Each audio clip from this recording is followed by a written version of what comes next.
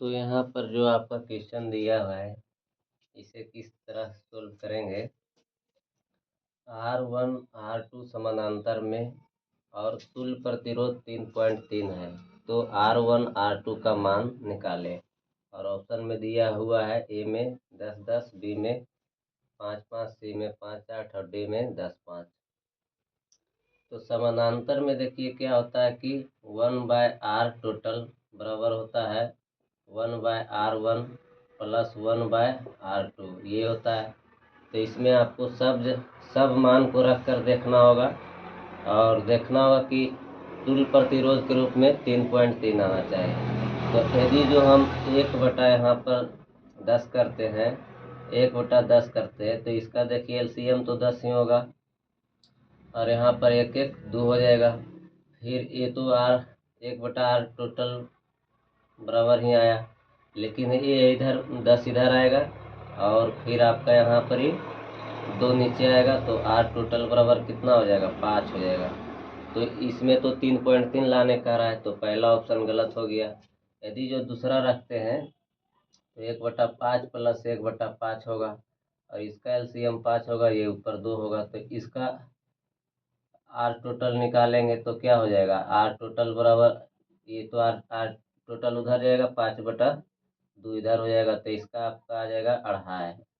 उसी तरह से इसको सी के यदि जो निकालते हैं 1/5 प्लस 1/8 करके, तो एलसीएम 40 होगा। यहाँ पर 5×8 40, यहाँ पर ही 8×5 40, तो ये हो जाएगा 1/R टोटल बराबर। तो R टोटल करेंगे तो 40 इधर होगा और 13 नीचे आ जाएगा, तो ये कितना होगा, 13×3 = 39 होगा, 13×3 = 39 हो जाएगा।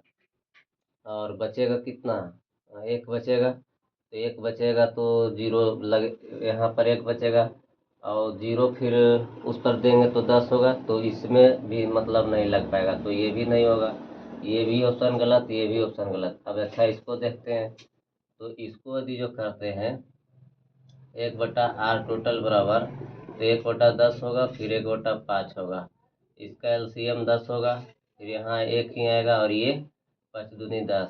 तब इसका करेंगे R टोटल बराबर, तो कितना 10/3 होगा। इसे यदि जो भागा देते हैं तो 3×3 = 9, बचा 1, फिर 0 होगा, तो 3×3 = 9। 3.3 लाने का रहा था तुल्य प्रतिरोध में, तब देखिए तुल्य प्रतिरोध बराबर 3.3 आ गया, तो ये ऑप्शन आपका सही है, ये मतलब आंसर होगा। तो इतना किए तो मतलब क्या हुआ कि टाइम ज़्यादा लगा, तो इसलिए टाइम को बचाने के लिए हम लोग डायरेक्ट कर सकते थे R टोटल बराबर, R समानांतर में R टोटल बराबर टाइम को बचाने के लिए सीधा कर सकते थे R1 प्लस R2।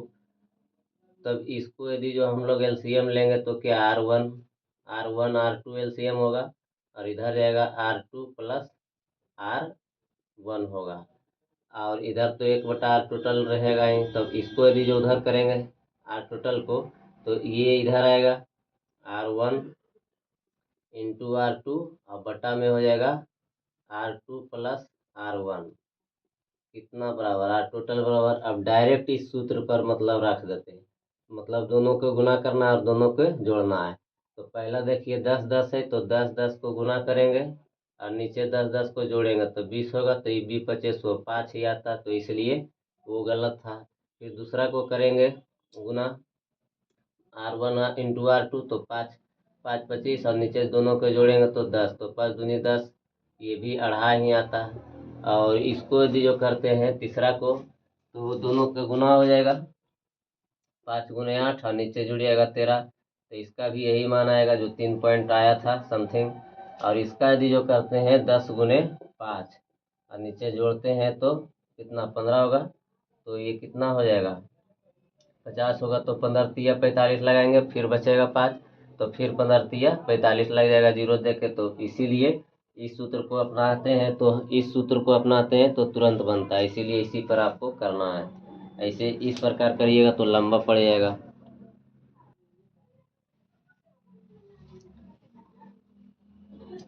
अब देखिए क्या है कि जो पॉइंट है ये सब आपको याद रखना है कि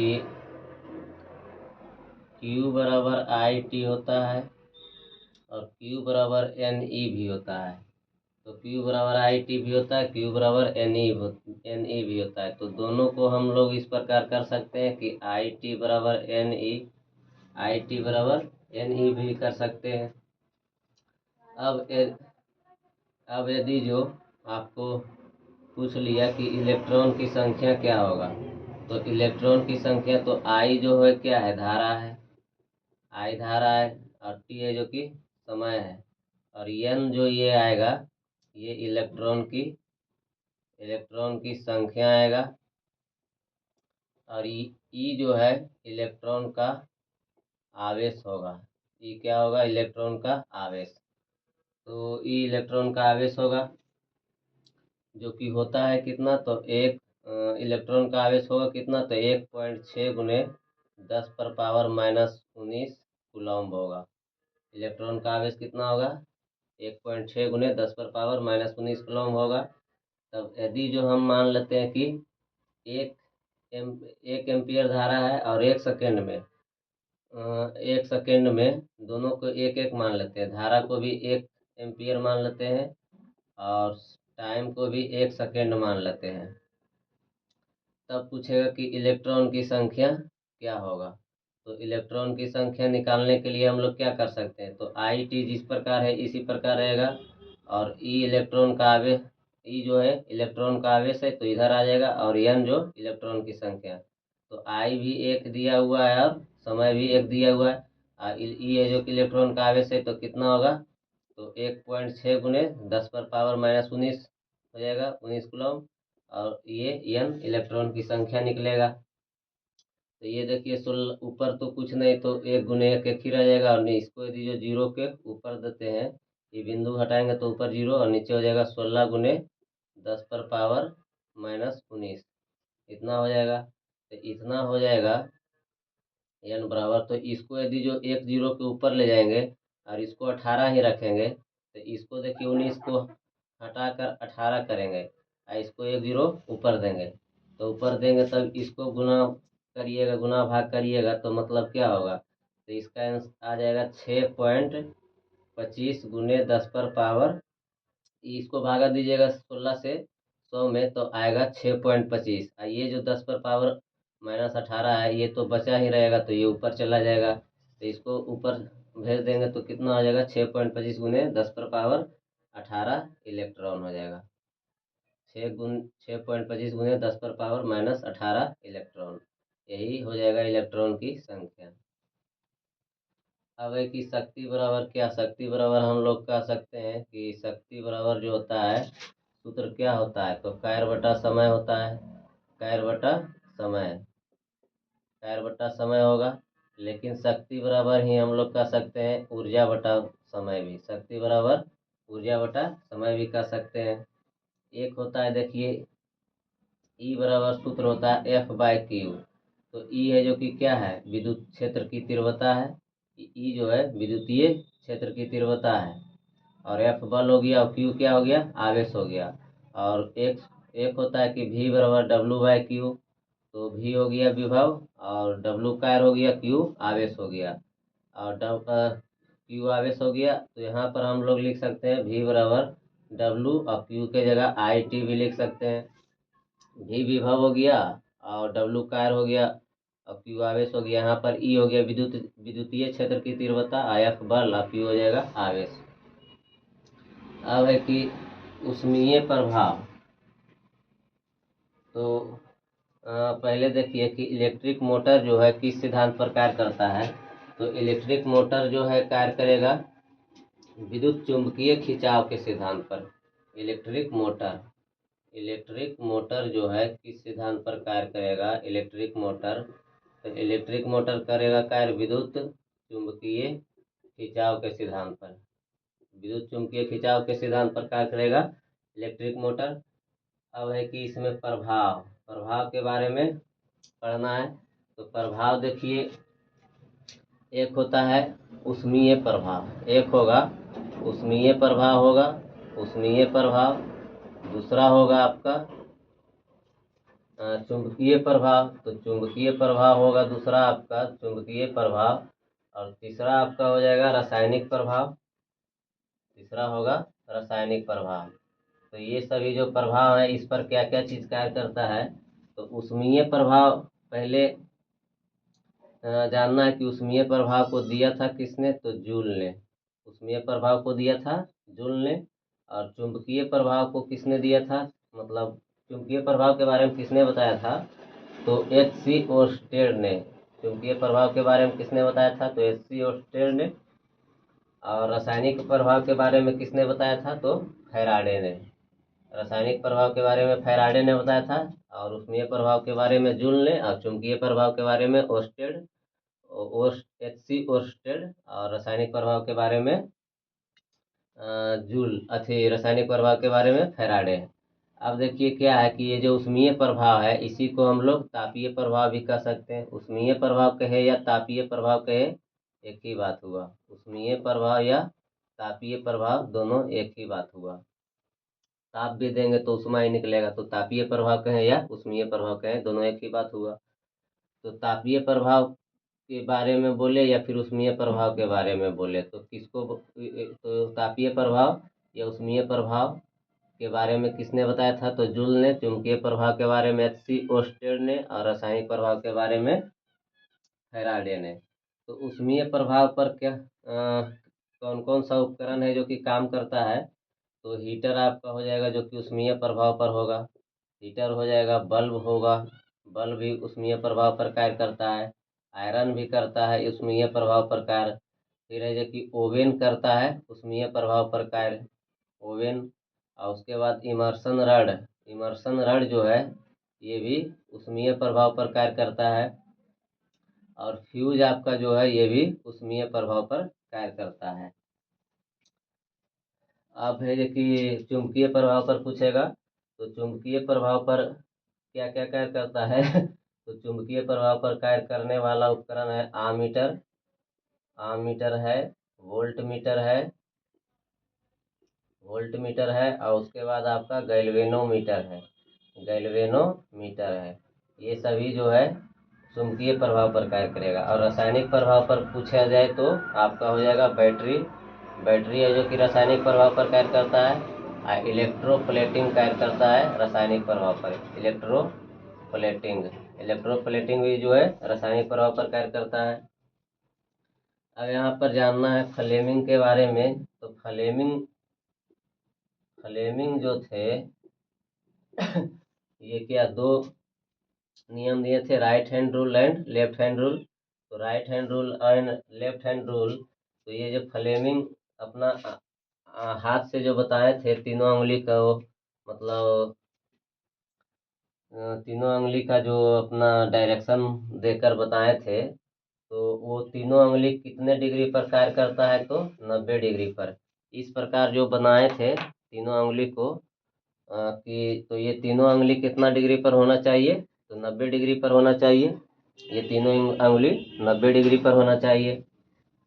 अब बात है कि बताए थे तो क्या एक बायां हाथ का रूल बताए थे लेफ्ट हैंड रूल, और एक राइट हैंड रूल बताए थे, यानी कि दायां हाथ का नियम बता दिए थे। तो बायां हाथ का नियम है जो कि किसके लिए है, तो बायां हाथ का नियम है जो कि मोटर के लिए है। और दायां हाथ का नियम किसके लिए है, तो जनरेटर के लिए है। तो बायां हाथ का नियम जो है किसके लिए, मतलब किसको अच्छी मोटर के लिए है, दायां जनरेटर के लिए। लेकिन बायां हाथ मतलब किसके बारे में बताता है, तो लगने वाले बल के बारे में बताता है, लगने वाले बल के बारे में बायां हाथ का नियम बताता है। और दायां हाथ का नियम जो है ये उत्पन्न उत्पन्न होने वाला ईएमएफ, ईएमएफ या फिर धारा के बारे में बताता है। उत्पन्न होने वाला ईएमएफ मतलब इलेक्ट्रोमैग्नेटिक फोर्स, मतलब उत्पन्न होने वाला विद्युत चुंबकीय बल के बारे में या फिर धारा के बारे में बताता है दायां हाथ का नियम। अब इसमें है कि देखिए दोनों में समान ही है, ये दोनों में कि यदि जो पूछेगा कि अंगूठा किसको बताता है, अंगूठा, तो अंगूठा है जो कि बताएगा आपका बल या गति के बारे में, अंगूठा बताएगा बल या गति के बारे में। अब पूछेगा कि मध्यमा किसको बताता है, तो मध्यमा बताएगा आपका धारा, धारा या फिर ईएमएफ के बारे में, मध्यमा बताएगा धारा या फिर ईएमएफ के बारे में। तर्जनी पूछेगा, जिसको प्रथमा भी कहा जाता है। तर्जनी को क्या चीज प्रथमा भी कहते हैं। तर्जनी जो है, तर्जनी अंगुली को प्रथमा भी कहा जाता है, प्रथमा अंगुली। तो इसको यह बताएगा चुंबकीय क्षेत्र के बारे में। तर्जनी क्या बताएगा? चुंबकीय क्षेत्र के बारे में। प्रथमा इसलिए कहते हैं क्योंकि इसमें देखिए अंगुली में, हाथ में जो पांचों अंगुली है, तो इसको मोड़ते हैं एवं या नहीं नहीं भी मोड़ेंगे तो ये अंगुली जो क्या है, अंगूठा के बाद प्रथमा अंगुली है, इसीलिए इसको प्रथमा कहते हैं। और ये मध्यमा हो गया, तो इस प्रकार मोड़ेंगे तो ये देखिए प्रथमा, इसी को तर्जनी कहा जाता है। और ये जो है मध्यमा हुआ। तो मध्यमा धारा के बारे में, ये तर्जनी है जो चुंबकीय क्षेत्र के बारे में, अंगूठा जो बल या गति के बारे में बताता है।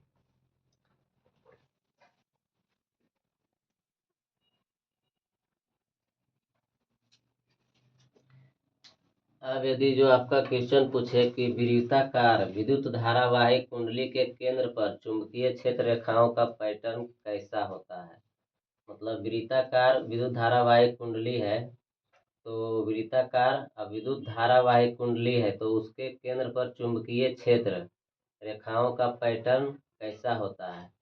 तो आपका आंसर होगा इसमें विद्युत धारावाही कुंडली है, देखिए अब वृत्ताकार है, तो वृत्ताकार है, वृत्ताकार है और विद्युत धारावाही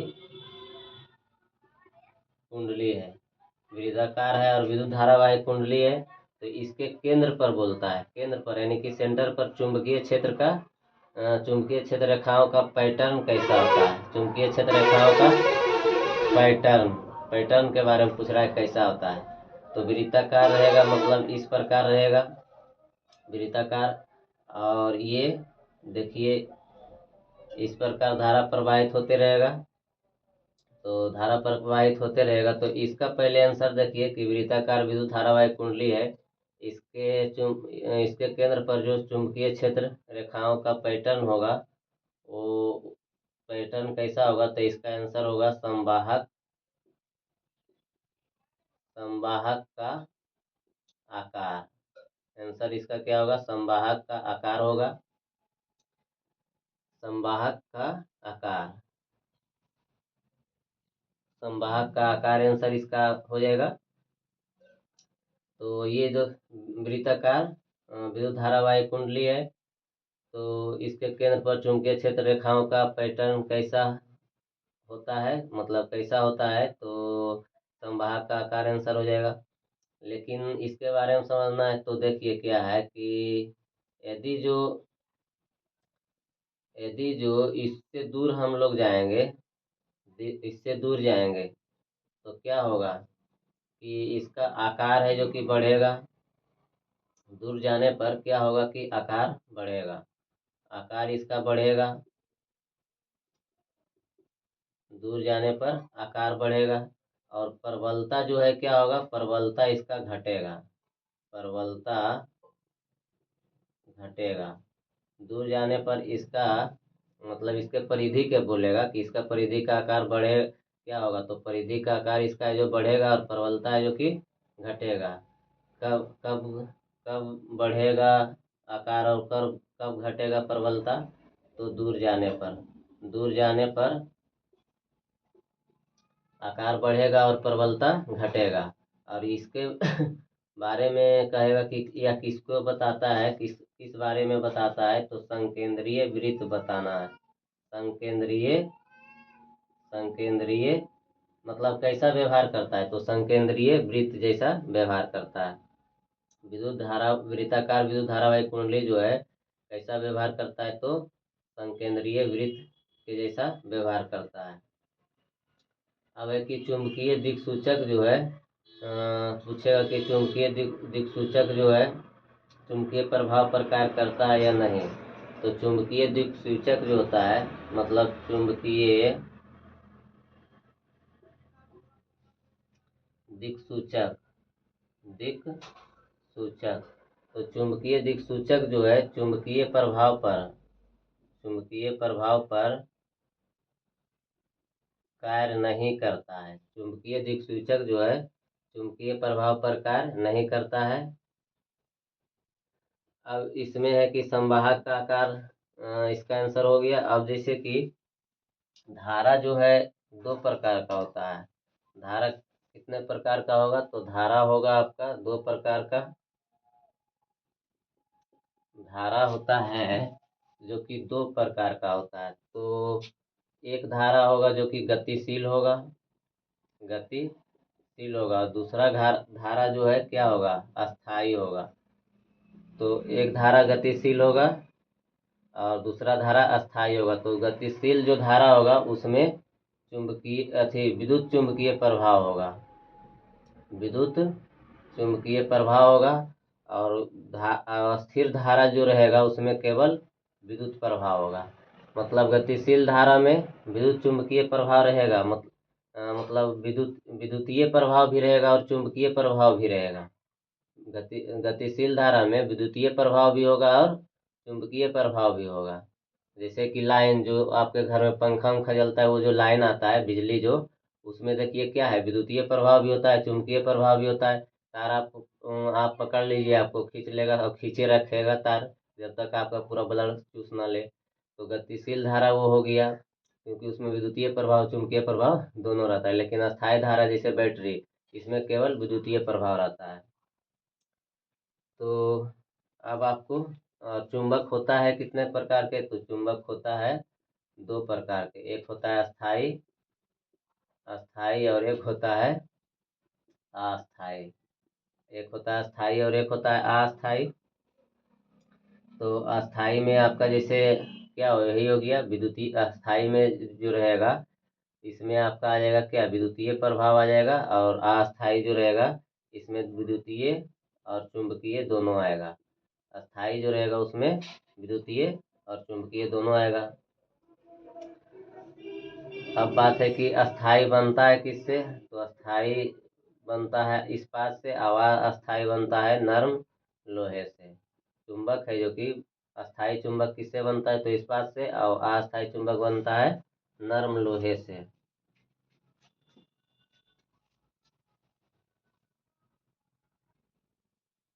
ये जो वृत्ताकार विद्युत धारावाहिक कुंडली जो है, वृत्ताकार विद्युत धारावाहिक कुंडली, वृत्ताकार नहीं भी लिखा रहे, सीधे विद्युत धारावाहिक कुंडली लिखा रहे, तो आपको यही समझना है।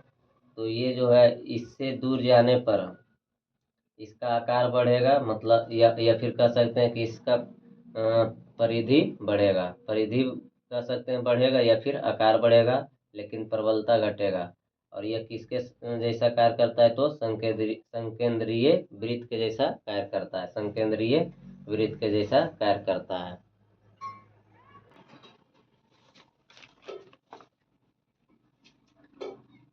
अब जानना है आपको अलैंगिक प्रजनन के बारे में। अलैंगिक प्रजनन, तो अलैंगिक प्रजनन क्या है? कि अलैंगिक प्रजनन है जो तुरंत होता है। क्या है? अलैंगिक प्रजनन तुरंत होता है, तुरंत होने वाला प्रजनन है। और अलैंगिक प्रजनन होता है किसमें? तो सूक्ष्म जीवों में होता है। अलैंगिक प्रजनन जो है सूक्ष्म जीवों में होता है। और ये जो है अलैंगिक प्रजनन में, अलैंगिक प्रजनन तुरंत होने वाला प्रजनन है और यह सूक्ष्म जीवों में होता है। और अलैंगिक प्रजनन में एक विधि आता है विखंडन।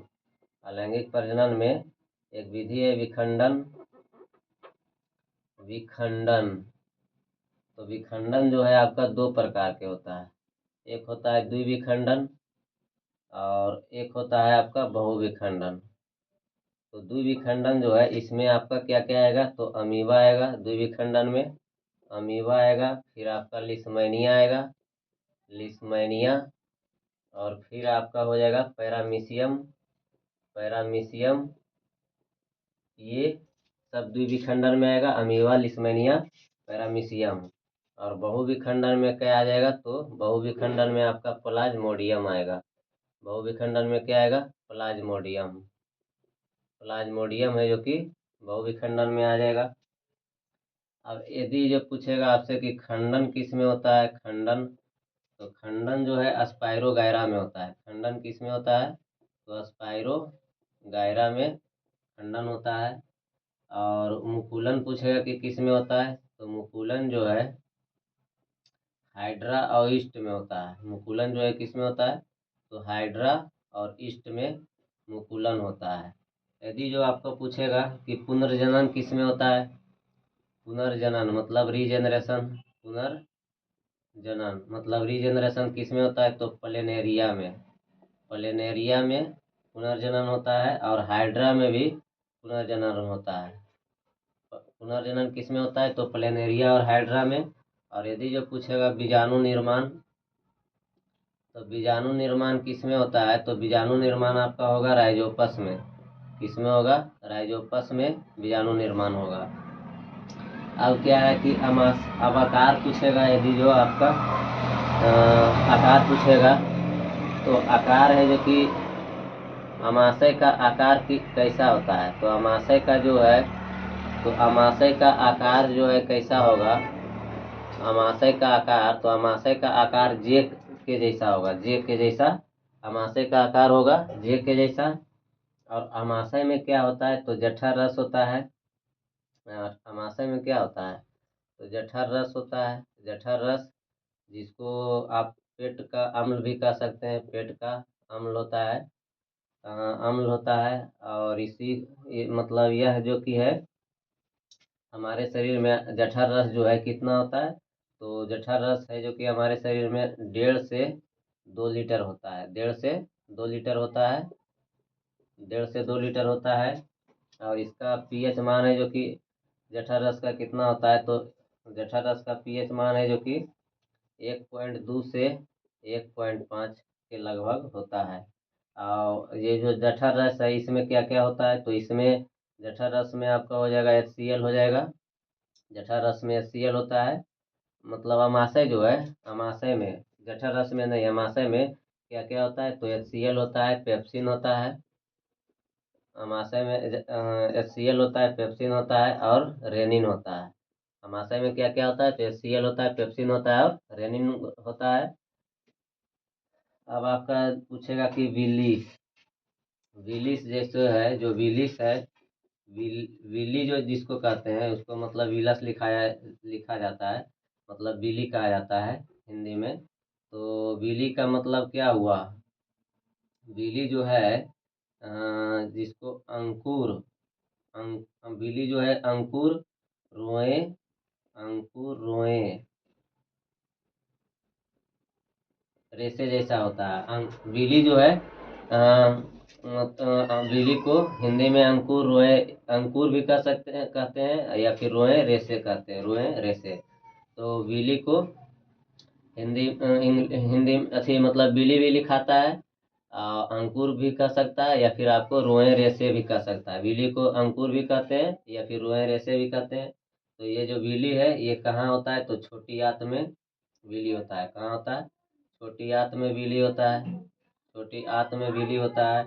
और ये जो बिली है इसकी संरचना कैसा होता है, तो अंगुली नुमा होता है। बिली की संरचना कैसा होता है, अंगुली नुमा होता है। अब बिली जो है भोज पदार्थ का अवशोषण करता है। बिली क्या करता है, तो भोज पदार्थ का अवशोषण करता है, भोज पदार्थ का अवशोषण करता है बिली। और ये जो अवशोषण, इसमें जो बिली जो अवशोषण करता है, बिली जो अवशोषण करता है, भोज पदार्थ का अवशोषण करता है। और बिली जो है अवशोषण सतह क्षेत्र को बढ़ाता है। बिली जो है अवशोषण, अवशोषण विली जो है क्या, अवशोषण सतह क्षेत्र को बढ़ाता है। विली अवशोषण सतह क्षेत्र को बढ़ाता है। मतलब इसका कह सकते हैं कि इसका कार्य जो है क्षेत्र बढ़ाना भी है, क्षेत्र बढ़ाना भी है। विली का कार्य क्षेत्र बढ़ाना भी है। अवशोषण सतह क्षेत्र को बढ़ाता है, मतलब कह सकते हैं क्षेत्र बढ़ाना भी है विली का कार्य। पुनर्जनन